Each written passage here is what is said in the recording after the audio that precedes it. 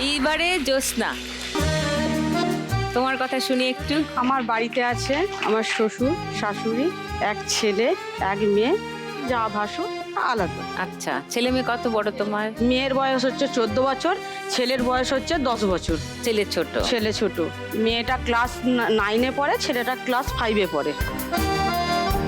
17 বছরই আইলে যে বিয়ে করে ফেলেছিল।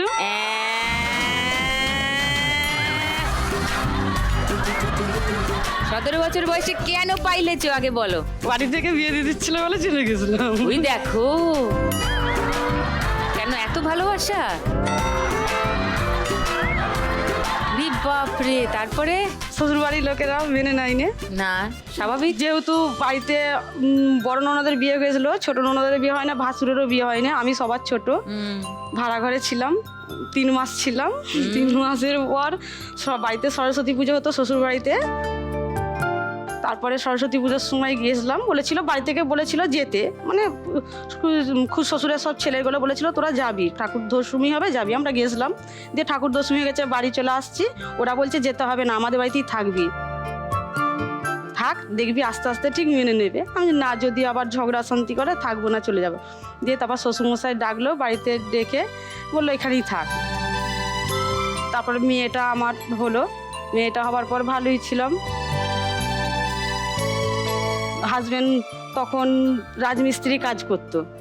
মেয়েটা হওয়ার পরে ছেলেটা হলো। ছেলেটা যখন আমার 1.5 মাস বয়স, তখন না আমার ছেলের হঠাৎ জ্বর দিদি।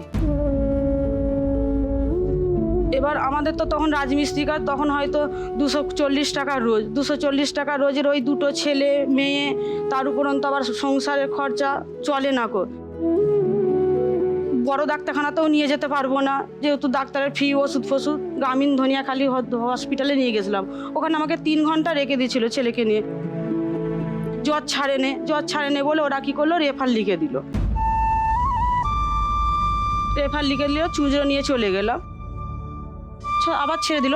আবার 2-3 মাস পর আবার ছেলের ওরকম সর্দি, বুকে বসে যাচ্ছে। আবার যখন ডাক্তারখানা নিয়ে যাচ্ছি, বলছে আমরা পারবো না, আপনারা অন্য কোনো জায়গায় নিয়ে চলে যান।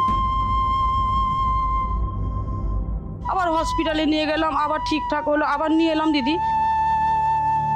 এবার স্কুল থেকে যে খিচুড়ি দেয়, দুধ কেনারও অত পয়সা পেতাম না যে দুধ কিনবো। 240 টাকা কি করে কি করব, দুধ কিনতে পারছি না।